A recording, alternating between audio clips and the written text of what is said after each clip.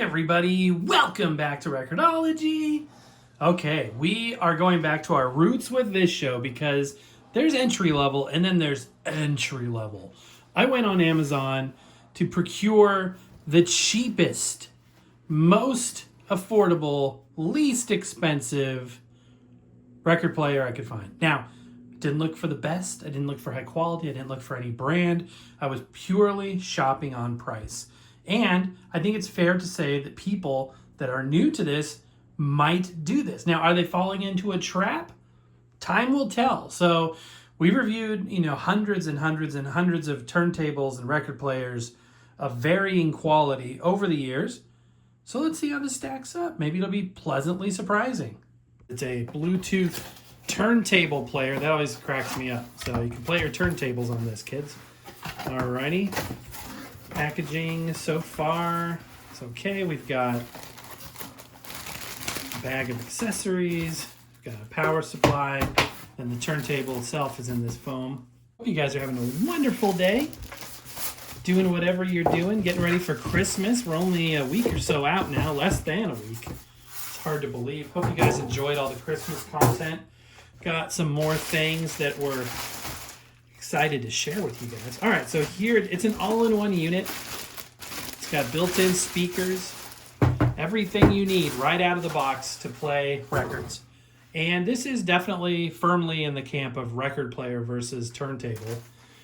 So if it has built-in speakers, it becomes a record player. But sometimes record players can function as decent turntables with headphone outputs, or not necessarily headphone outputs, but line outputs. All right, this is a very similar form factor. By the way, did I say it yet? $35, I believe I paid for this. 35, 37, something like that. It happens to be the cheapest record player on Amazon right now. I don't even know the brand. I still don't know the brand. It's just wireless Bluetooth turntable player. But the form factor is very similar to the Vibe that we reviewed, which was my first record player getting back into this hobby couple years before I started this channel. So like 2015 or so, when I got back into vinyl, it was with one of these, very similar to this. So I kind of dig this like ripple effect here, the plastic on the dust cover. And that could be a acrylic, not acrylic, it could be a polycarbonate. I think it is actually. It feels like a very dense, nice wavy texture to it. Hinges up and back. Okay. And actually the way it sets at an angle back there, if you were playing like a 7-inch, maybe even a 10-inch record, you could put the cover back there. And then we've got the main device down here. So let's begin our tour. All right, let's start with the front here. So the veneer is kind of a lighter color than usual, woodish looking stuff. Obviously this is just a MDF board material with a laminate on there. So we've got the power/Bluetooth indicator light, headphone jack right in the middle. I always say put the headphone jack in the front, but dead center like that. Okay. And then the volume knob on and off switch. It's got decent drag. That's going to be a plastic knob, but not a terrible one. And then your off-the-shelf typical retro fabric for the grills here. So even if those are stereo speakers, which I'm actually assuming they are, the stereo separation is going to be hard to achieve. More of that veneer here. Looking on the bottom, we've got a color matched bottom panel. The screws that hold the feet in are going to double as the bottom panel access screws. I don't see any ports for accessing the trim pots on the motor, assuming the speed needs to be adjusted. You would have to take off the bottom panel to do so. And let's take a look on the back panel. We got USB. Okay, so you can use this as an archiver to back up your records. But I really recommend doing that with a higher end turntable with a magnetic cartridge. This is going to have a ceramic because you can get better sound. So because of the fact it does have a USB means that it is going to have a DAC built in. Typically onboard DACs like this will input basic CD resolution, so like either 44.1K or 48K and 16-bit. So basically CD resolution or slightly higher, which is more than you need for what this cartridge can output. But if you've got like the Pioneer I've got is a really good archiver because I can put any cartridge I want on there. That being said, if you have like spoken word albums, like comedy albums or, you know, something like that, or historic things, or 78s, this is going to be good for 78s. We'll get to that in a minute. That might be the ticket. So in addition to that, we've got an aux input, so you can connect an external device, RCA output, so you can connect it to a sound system, a sound bar, powered speakers, get a little bit better sound, and then it's going to be the typical 5-volt power supply. And our sticker on the back, there's a look at the hinges. Yeah. Okay, back top side now, and I'm seeing something very disturbing. We've seen this before, and it's this head shell that is in alignment with the tone arm. That's usually a big no-no. I mean, we'll have to see how the geometry stacks up, but this Skywind type of mechanism, which is not shock mounted in this particular implementation, it's rigid to the plinth. And this is a not often used counterbalance assembly, but I've seen it before. You need to have the angled head shell to get the proper tracking angle. So we'll have to see how that stacks up. That could impede the sound. 45 adapter. And yeah, so our 45 adapters, by the way, are going to be going back online in our eBay store early in the new year with a new exclusive color. Doing some retooling right now. Then we got our cartridge stylus protector. So yeah, this is a rigid plastic plinth. It makes contact with the record with these 3 nubs. Don't want to upgrade that, or don't want to put a platter mat on there. It's just not going to benefit you. Let's look closer at the tone arm assembly and see what we got going on down here. Okay, so this is going to be a metal tone arm. We've got the plastic rest right up here at the front with a little lock. And this is most like, yep, I can feel the spring. That's a spring loaded. You got QC stickers there on the side. So somebody's looked at this apparently. Down here, we've got the auto stop on and off. That will allow the tone arm to, or the platter to stop spinning when the tone arm gets to the end of the record. It will not auto return. This is a 3-speed selector switch, so it does 33, 45, and 78s. And 78s is really where these suitcase players and super entry-level players shine because they have inherently higher tracking force. This ceramic cartridge requires a higher tracking force. And because of that, they actually play 78s really well. You just need to replace the stylus, and I'll show you that in just a minute. So let's look at the descend of the tone arm. Yeah, pretty gentle there. You got a cueing lever. My first Vibe didn't even have the cueing lever. So I remember when I got my first turntable with one of these, I felt like I was doing pretty dang good. Lift shelf back here is a rigid plastic, but that's fine. If your records are skipping, I've done videos on this, but I'm going to throw it in. One of the first things to check is that this shelf is pushed down out of the way. Sometimes this gravity isn't enough and it'll hang up on there and it won't fully rest on the record. All right, let's look at that cartridge. I think we know what it is. Okay, that is going to be the familiar Chuo Denshi clone. I do see a metal cantilever and a sapphire tip. So about 100 plays before you need to replace the stylus. You can upgrade it with a diamond stylus and that'll last a lot longer. Sound quality isn't really going to change. Metal cantilever is good. And you can't really put on a magnetic cartridge onto this. Some people ask me that. You're kind of, I wouldn't say doomed, but you're kind of destined maybe to have the ceramic once you get a turntable. Like it could physically be done, but it wouldn't be easy to do. Also about 78s, I want to mention that with a certain stylus upgrade, you can play 78s really nicely. 78s have a wider groove. So the narrower modern groove that a regular record has and this stylus has is called a micro groove, and it would just sound noisy in a wide groove record like a 78. So that red housing and the associated stylus can pop off. I've done videos on how to do that.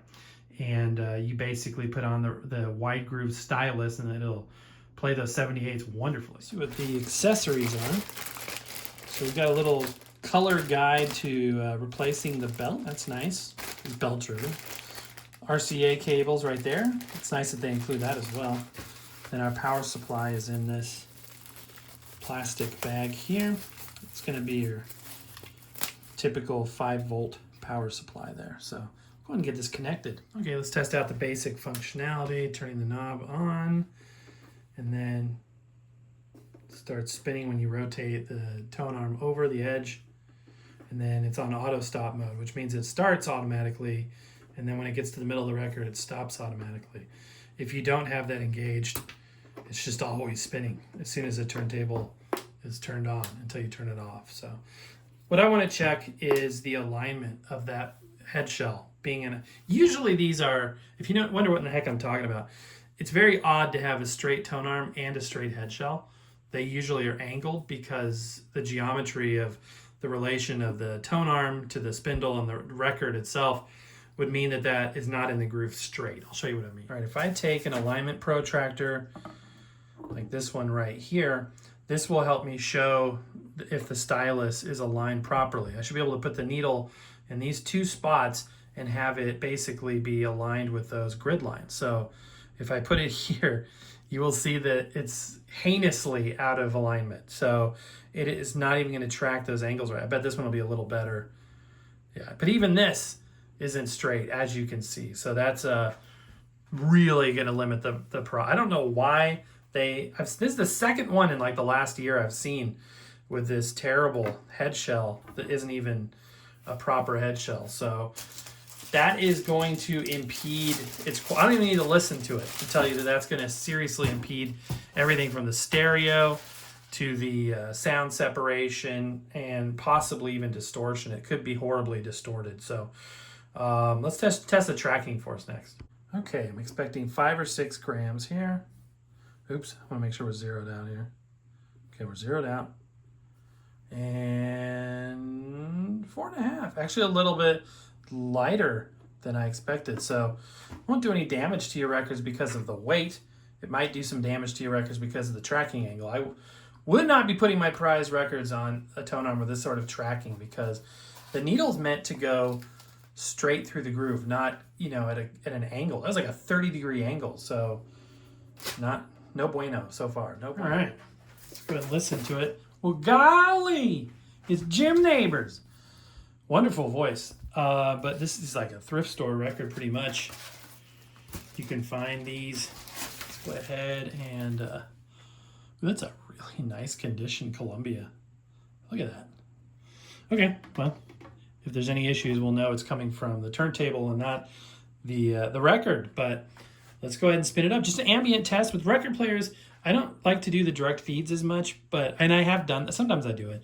But what we're going to do is just listen to these speakers, and that's primarily what this is designed for. So we'll see what this does to the sound. I'm just going to skip through the tracks, and we'll give it a listen. All right, 33 RPM, volume up, and away we go. Across the wintry fields of snow, up, and away we go, down and then up again. It's got a good voice.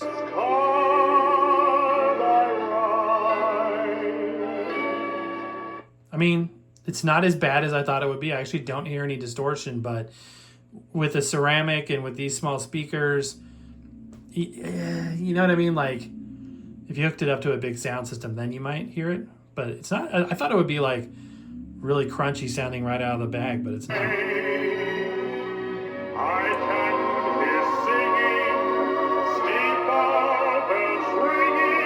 It is very shrill sounding. I think, I'm trying to decide if it's impedance matched properly or not. It's pretty thin sounding. Not terrible, but it's a pretty shrill sound, not much bass.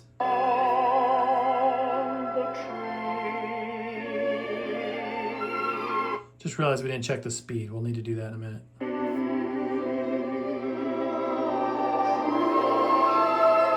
Oops, that was my fault. My hand touched the record. Also, noticing the motor noise. Can you hear that?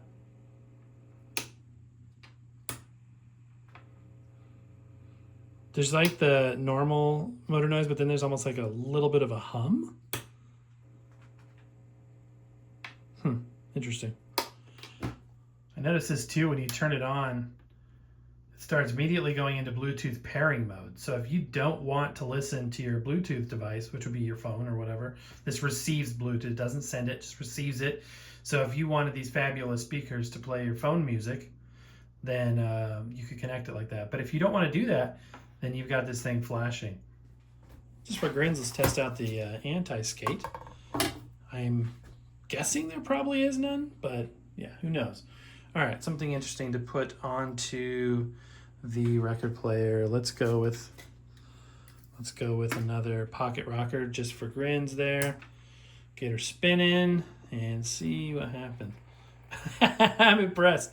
It actually has some anti-skate, or the gimbal is just, the gimbal doesn't feel bad. I mean, as far as these go, that's actually pretty tight. Sometimes the gimbals are so bad that they don't even allow free movement of the tone arm enough to even tell if there's something like anti-skate applied. But this actually appears to have anti-skate. It's not going to pull to the center. Not that you would notice the negative impacts of such a thing on this level of unit, but there you go. The more you know. Now, we need to test the speed. We don't need to, but we're going to. This is a strobe warning for people that are sensitive to flashing lights and patterns. Let's spin her up and see exactly how accurate it is. Okay, the bottom band is 33, and as you can see, it's marching to the left, so it's fast. A little bit, not terrible, but it's fast. 45, also a bit fast. 78 at the top is a bit fast as well. I always say this, but it may settle in, may get better, but at this point in time, it's running a bit fast. Final thoughts, 35 bucks, 37 bucks, something like that. Obviously, this is not going to compete with even, some good entry-level stuff that we have seen. We've seen some amazing entry-level stuff, but this is the absolute bottom of the barrel for Amazon. So, we got to take that with a grain of salt. Also, considering for the price of lunch for two, you have something that will physically get sound out of records and even allow you to connect your phone.